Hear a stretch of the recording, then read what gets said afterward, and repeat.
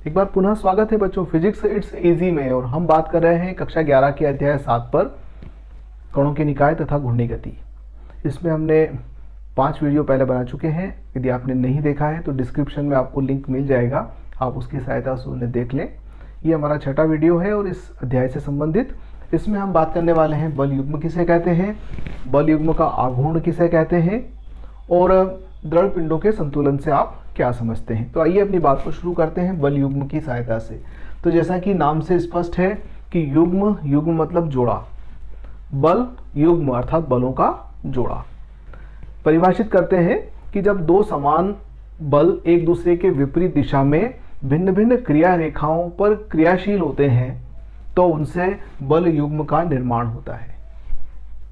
एक बार पुनः कल्पना कीजिए कि ये एक छड़ है और इस छड़ पर एक बल F इस दिशा में लग रहा है और दूसरा बल F इस दिशा में लगता है।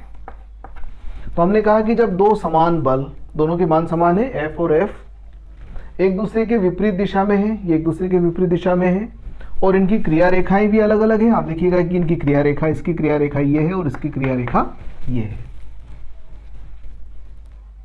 ये ऊपर की ओर है, ये नीचे की ओर है, बल के मान समान है, दिशाएं विपरीत हैं, इन दोनों की क्रिया रेखाएं भिन्न भिन्न हैं। तो इस प्रकार के युग्म को बल युग्म कहते हैं। तो ये एक बल युग्म का निर्माण करेंगे। और बल युग्म क्या करता है? बल युग्म के प्रभाव से वस्तु घूर्णी गति को प्राप्त करने की चेष्टा करती है या घूर्णी गति को प्राप्त कर लेती है। तो इस बल युग्म के प्रभाव से ये जो छड़ है ये घूर्णन गति प्रारंभ कर देगी। अब कल्पना करें कि इस बिंदु के परितः ये घूर्णन गति प्रारंभ करती है, तो ये इसको इस प्रकार से और ये इसको इस प्रकार से घुमाएगा, तो ये इस तरह से गोल घूर्णन गति करने लगेगी। तो इससे हमें आघूर्ण प्राप्त हो रहा है। तो बल युग्म का आघूर्ण कितना होता है, आइए अपन इस पर बात कर लेते हैं। तो किसी बल युग्म का आघूर्ण अर्थात बल युग्म का आघूर्ण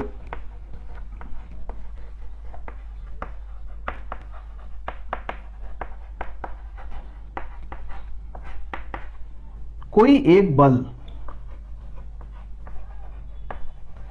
बल और उनके क्रिया रेखा के मध्य की लंबवत दूरी, क्रिया रेखा के मध्य की लंबवत दूरी, इन दोनों के गुणनफल के बराबर होता है। सामान्यतः इसे भी हम टाउ से ही प्रकट करते हैं। तो टाउ बराबर बल F और क्रिया रेखा के मध्य की दूरी, यदि हम इसे d से प्रकट कर दें, ये माना कि दूरी d है, तो F इंटू डी से हम इसे व्यक्त कर सकते हैं। यहाँ पर d इनके मध्य की लंबवत दूरी है। अब यहाँ पर तो जैसा नजर आ रहा है कि ये दोनों एक दूसरे के लंबवत क्रियाशील हैं, पर कभी स्थिति ऐसी बनती है कि हमें इसके मध्य की दूरी निकालना पड़ती है, लंबवत दूरी कितनी है उसे ज्ञात करना होती है। तो आइए एक उदाहरण के द्वारा हम उसे भी समझ लेते हैं कि क्या हो सकता है। तो माना कि एक बिंदु यहाँ है और एक बिंदु यहाँ है, एक बल इस पर इस दिशा में क्रियाशील है और एक बल यहाँ पर इस दिशा में क्रियाशील है।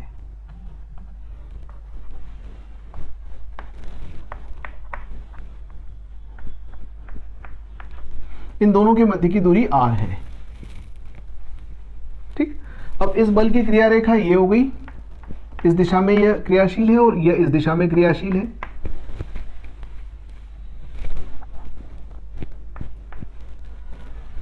तो इनके मध्य की लंबवत दूरी कितनी हो जाएगी? इनके मध्य की लंबवत दूरी को हम इस तरह से निरूपित कर देंगे। तो ये इनके मध्य की लंबवत दूरी d हुई। ओके, माना कि ये कोण थीटा है, इस बिंदु को हम नाम देते हैं A, इसको नाम देते हैं B और इसको नाम देते हैं N।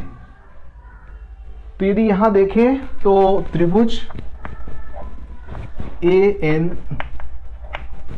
में, अगर इस त्रिभुज में देखें तो साइन थीटा बराबर क्या हो जाएगा?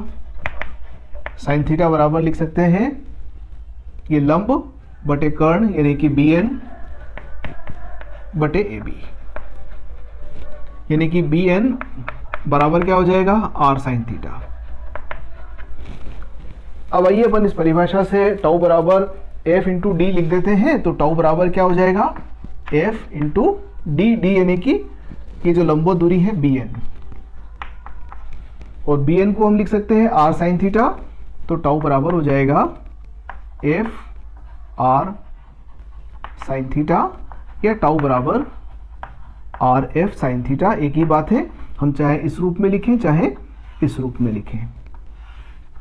तो ये बल युग्म के आघूर्ण का व्यंजक आ गया, और आप इसको सदिश रूप में इस तरह से निरूपित कर सकते हैं, आर क्रॉस एफ के रूप में निरूपित कर सकते हैं।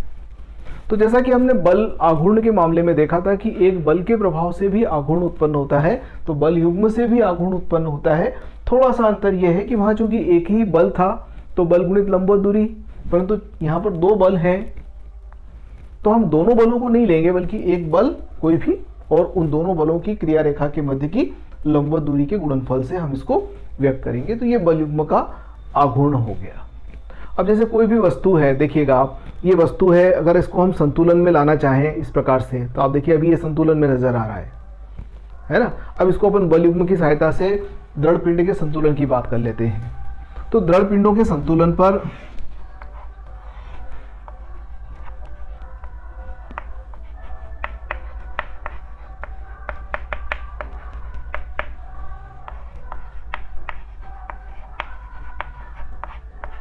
इसमें दो शर्त होती है, एक तो परिणामी बल शून्य हो,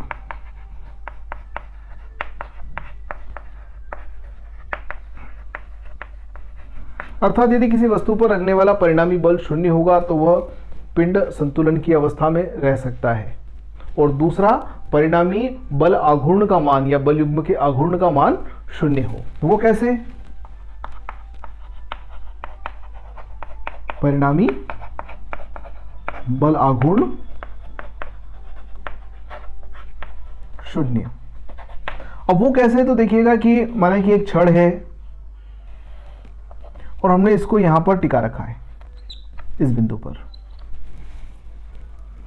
अब यहां क्या हो रहा है कि आप कल्पना कीजिए कि इधर इसका द्रव्यमान है और उसका द्रव्यमान केंद्र ये वाला है, तो यहां पर गुरुत्वीय बल m1g नीचे की ओर क्रियाशील है। वैसा ही यहां पर अगर इसका द्रव्यमान केंद्र यहां है, इसका द्रव्यमान m2 है, तो इसका द्रव्यमान केंद्र m2 यहां होगा, तो m2g नीचे की ओर क्रियाशील है। अब ये m1g यहां से लंबवत दूरी d1 पर है और m2g यहां से लंबवत दूरी d2 पर है।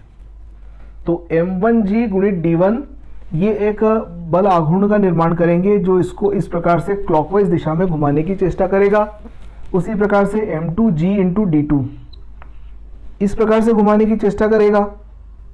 तो इस पर दो बल आघूर्ण हो गए। एक बल आघूर्ण क्या हो गया? τ1 बराबर m1g इंटू d1 और दूसरा है τ2 बराबर m2g इंटू d2। जब τ1 और τ2 दोनों बराबर होंगे तो ना तो ये क्लॉकवाइज घूम पाएगा और ना एंटी क्लॉकवाइज घूम पाएगा। तो इस प्रकार से कह सकते हैं कि दृढ़ पिंड संतुलन में होगा। कब? जब उस पर लगने वाले बल आघूर्ण का मान शून्य होगा, अर्थात τ1 का मान तथा दिशा ये τ2 के बराबर और विपरीत हो। तो ऐसी स्थिति के अंदर परिणामी τ का मान शून्य होगा और दृढ़ पिंड संतुलन में होगा। तो जिस प्रकार से रेखीय गति करते हुए पिंड के संतुलन के लिए परिणामी बल का मान शून्य होना चाहिए, उसी प्रकार से घूर्णन गति करते हुए किसी भी पिंड के लिए परिणामी बल आघूर्ण का मान शून्य होना चाहिए, तो ही वो संतुलन में माना जाएगा। इस वीडियो में इतना ही। अगले वीडियो में फिर मिलते हैं। धन्यवाद।